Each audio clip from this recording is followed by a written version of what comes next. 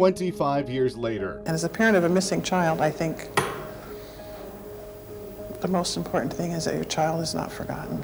It was about 2 a.m. Saturday morning when Kristen Smart, also known as Roxy, said goodnight to friends and headed to her dorm. The disappearance of Cal Poly freshman Kristin Smart on May 25th, 1996 turns a college community on edge. It really makes me cautious about walking around at night and I really can't believe it. It doesn't seem real. And in the beginning, investigators had little to go on. Investigators have no solid leads. If anyone has any information, we need it. Family, friends, strangers gather in the hundreds to search. A helicopter from the Highway Patrol scanned the hills last night looking for any sign of Roxy Smart. It used infrared heat sensors, but turned up nothing. Keep your eyes on the ground. You're looking for anything that looks out of place as far as human sort of things. After a few months, a person of interest is named. Paul Flores is an individual that we believe is the last person to have seen a Kristin Smart. On the advice of my attorney, I refuse to answer that question based on the Fifth Amendment of the United States Constitution. We have followed decades of investigations and dozens of search warrants. We'll never close the case until we clear it, until she's found. If you walk over this way with me, you can see that there's another section of the house that deputies and investigators were searching. A podcast on the case bringing nationwide attention, exposing new leads. 24 years without a resolution until today. These charges mark a major milestone. As those who never met Kristin seek justice and closure.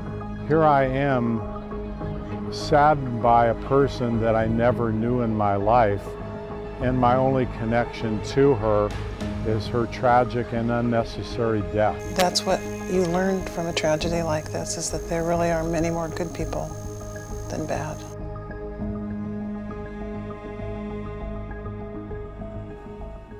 Thank you for joining us for this 30-minute special honoring the memory of Kristin Smart 25 years after her disappearance. We have a lot to get to tonight, but first we want to begin with telling you a little bit about Kristen and who she was.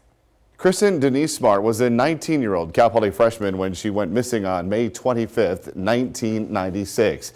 She was born on February 7th, 1977 in West Germany to her parents, Stan and Denise Smart. When she was a child, Kristen moved with her family to Stockton, California.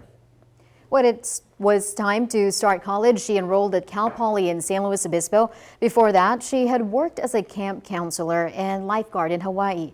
Kristen sometimes went by the nickname Roxy. Her brother and sister remember her as a kind and adventurous sister. Kristen was,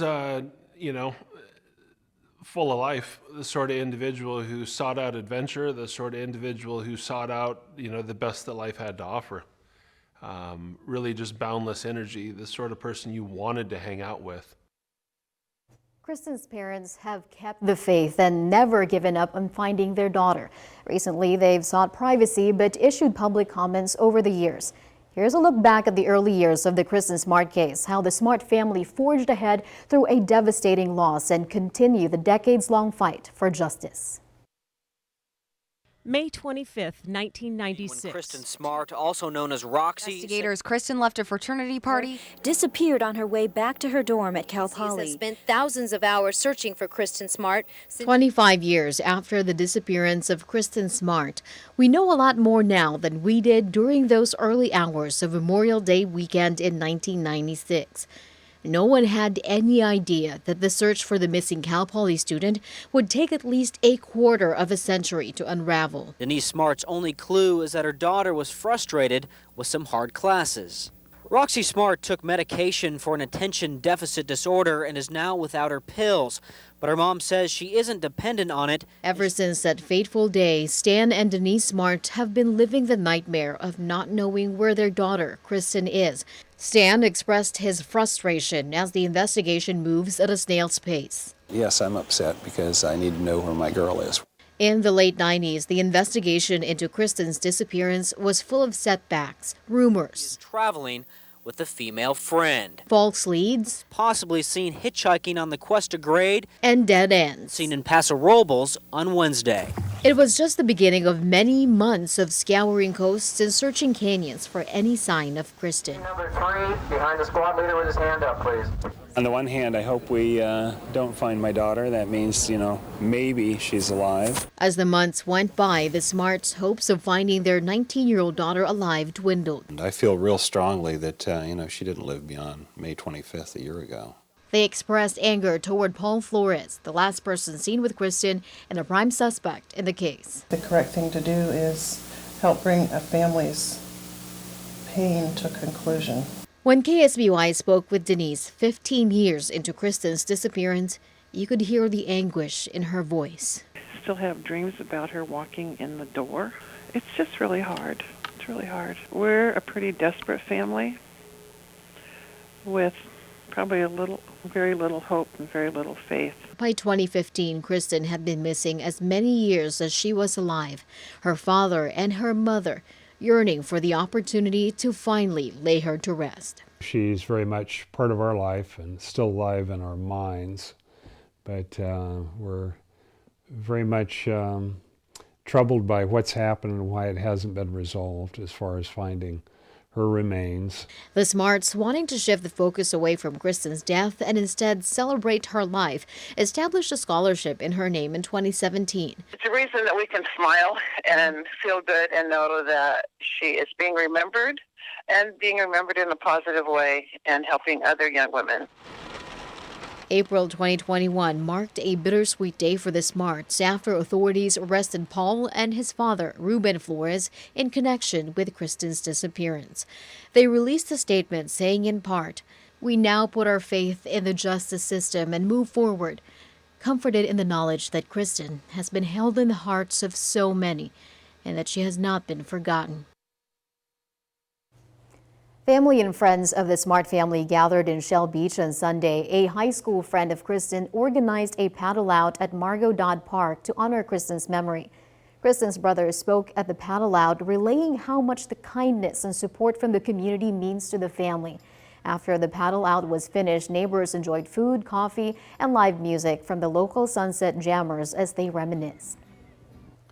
A statement from the Smart family released today said in part, "It has been 25 years today since our daughter Kristen disappeared, and to mark the occasion, members of our family traveled to San Luis Obispo this past weekend to celebrate Kristen's life.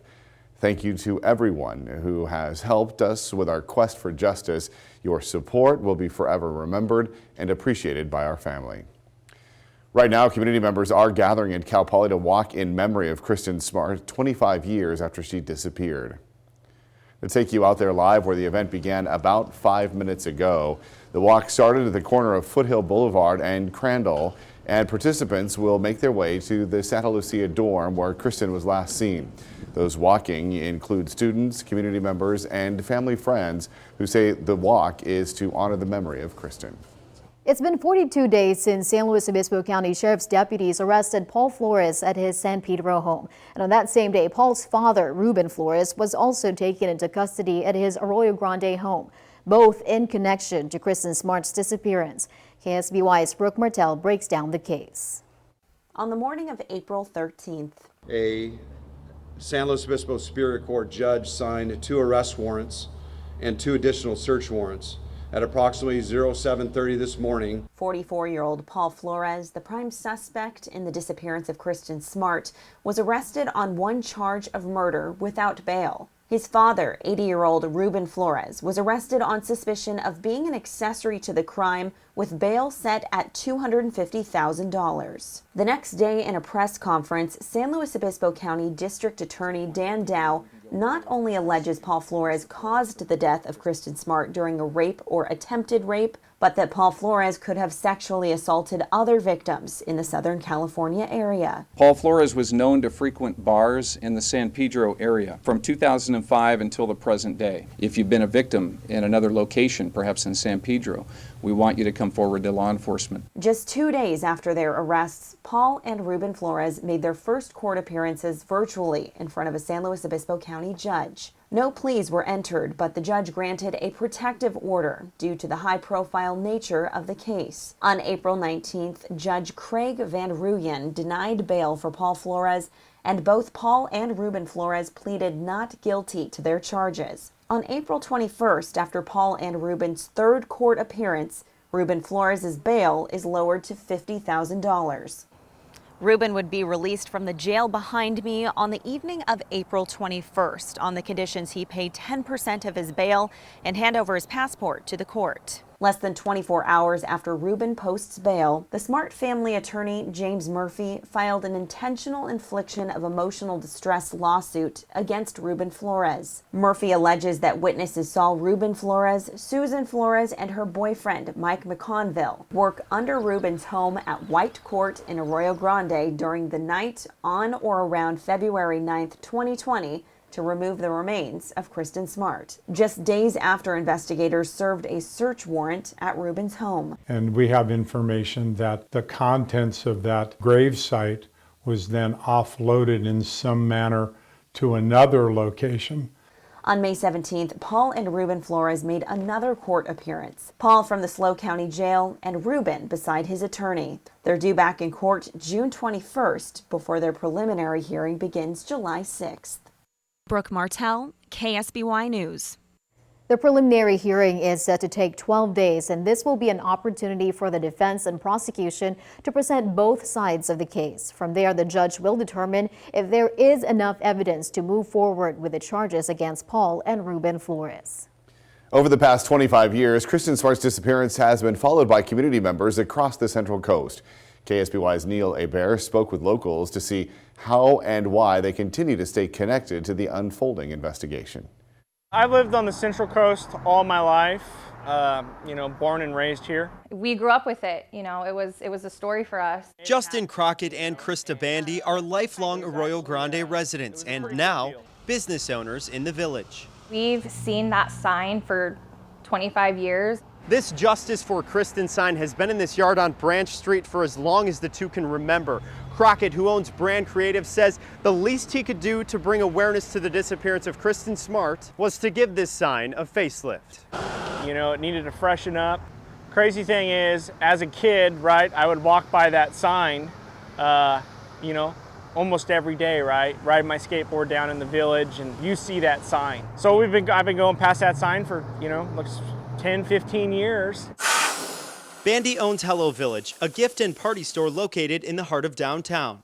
The local company put purple balloons, Kristin's favorite color, on the sign to help shine a light. There's not much that we can really do other than raise awareness. All of the village businesses have really come together in support of just giving back to the Kristin Smart Scholarship, and we all just want to be a part of this, and we want to come together to show our support and show our love. But why does the community feel so strongly connected to this case? It's sad because the family does live so far away in Stockton. I think for the family, it's kind of nice that they know the community down here is there for them. The biggest thing is trying to bring her home. You think about it, and this is somebody's daughter, this is somebody's sister that they've lived without for 25 years.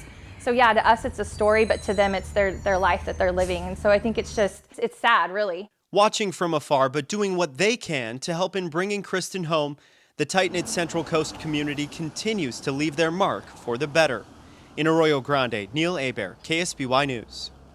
Attention in the case became much more than just Central Coast residents when the podcast Your Own Backyard brought the Kristin Smart case into the spotlight nationwide. The 8-part series has hit more than 10 million downloads since the first episode was released in September of 2019.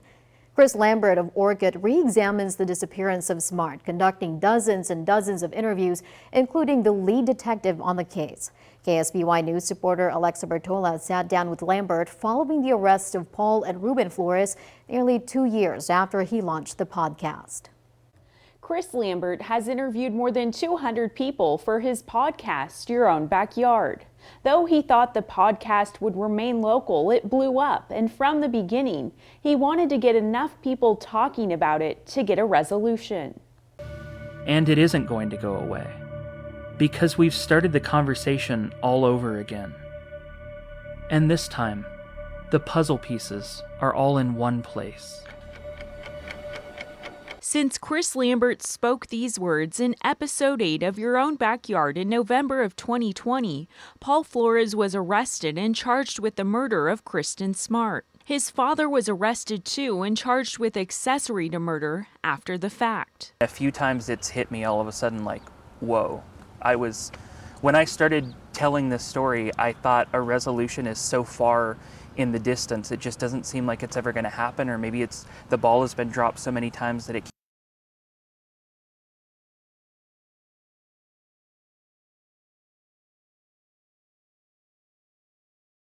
for years. It's hard to feel a sense of relief when Kristen hasn't been recovered. It feels like that's still the ultimate goal, and the arrests are just one step towards that. On the day of the arrests, Sheriff Ian Parkinson credited Lambert with finding new witnesses and bringing renewed attention to the case. I think what Chris did with the podcast was truly put it out nationally to bring in new information. So it did produce some information that I believe was valuable. Lambert says the podcast is not over and he hasn't stopped interviewing people. He tells me he's taking his time on the next episode. There are large parts of the stories that haven't been told that I want to tell now. Now that there's an arrest that's been made, I feel like I don't have to tiptoe as much, and there's things that I can reveal that I've been sitting on. Chris Lambert says he's had movie deals and book offers, but he says they don't feel immediately necessary to accept, because he's still trying to tell the story in real time. In studio, Alexa Bertola, KSBY News. Lambert says the first time he met the Smarts was on Kristen's birthday, unexpectedly at her memorial in Shell Beach before starting the podcast. Cal Poly's college media has also been keeping Kristen Smart's memory alive for the past 25 years. The story first appeared in the Mustang Daily nearly a week after Kristen went missing, and off and on ever since.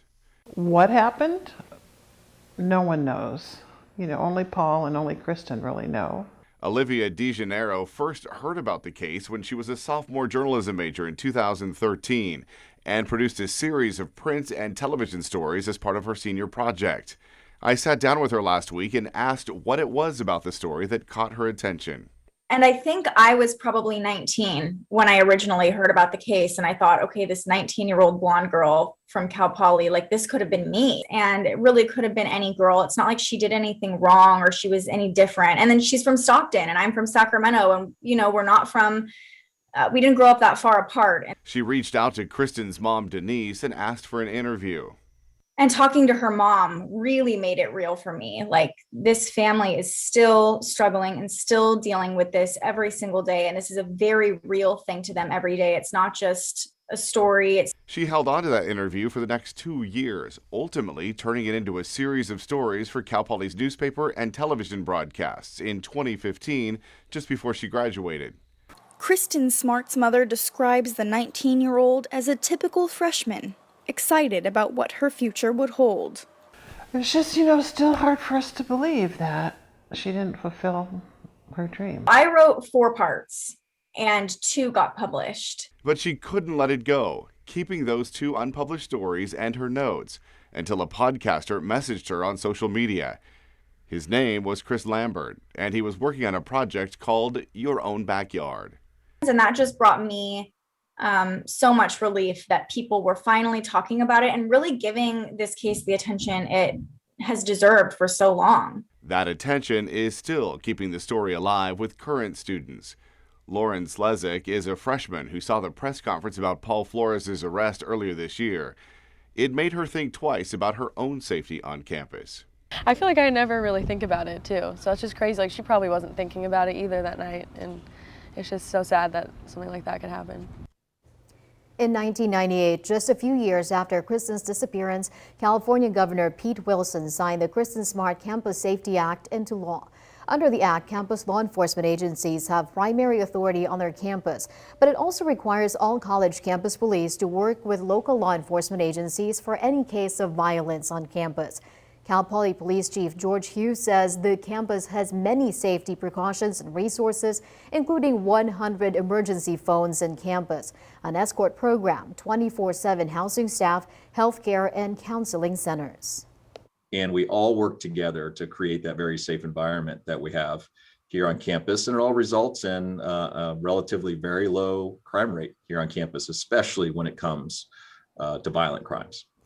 At every student orientation, the police chief says his advice to students is to never travel alone. He says if you're out at night, go with your friends, stay with your friends, leave with your friends, and come back with your friends.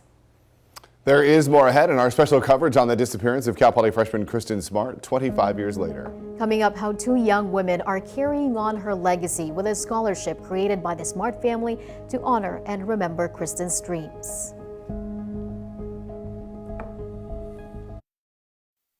Welcome back, and thanks for sticking with us for this KSBY News special. Several young women are carrying out Kristen Smart's legacy daily by pursuing careers in law enforcement, architecture, and international relationships. Interests Kristen shared. KSBY's Megan Healy introduces us to two Kristen Smart Scholarship recipients and shares how the financial support motivates them.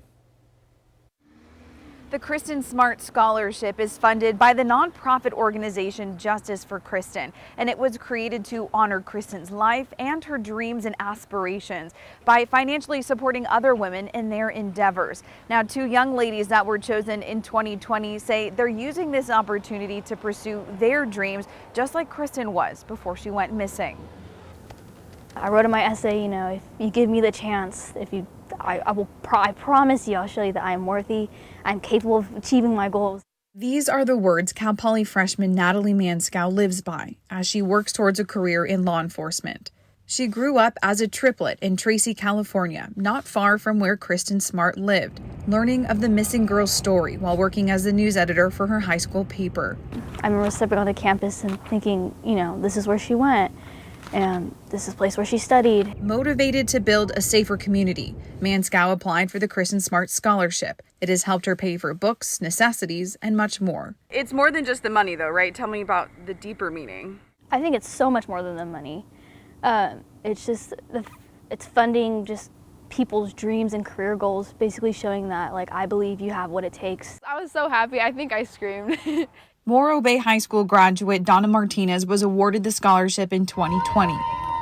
She's double majoring in criminology with a concentration in victimology and Chicano Latin American studies at Fresno State University. My dream job right now is becoming a crime analyst, which is basically kind of working undercover and looking at the patterns of where the crimes have happened. As a first-generation college student, Martinez hopes to encourage others to pursue dreams of their own. I really do want to help my community, the Mexican-American community, because I feel like in most cases it's really underrepresented. Both girls are inspired by recent developments in the case. Definitely shows that you can create change in the law enforcement community. And determined to bring justice to future families of victims, all in honor of Kristen. Once I graduate, not only will I be graduating with a bachelor's, but also Kristen. She's always going to be by my side, and I'll always remember her and her family too. In San Luis Obispo, I'm Megan Healy, KSBY News. Each year, the Kristen Smart Scholarship Committee awards about $2,500 or more to college-bound women from San Luis Obispo and San Joaquin counties. Before we go tonight, we want to take a last live look out at Cal Poly. A walk in memory of Kristen Smart began at 6:30 at the corner of Foothill Boulevard and Crandall.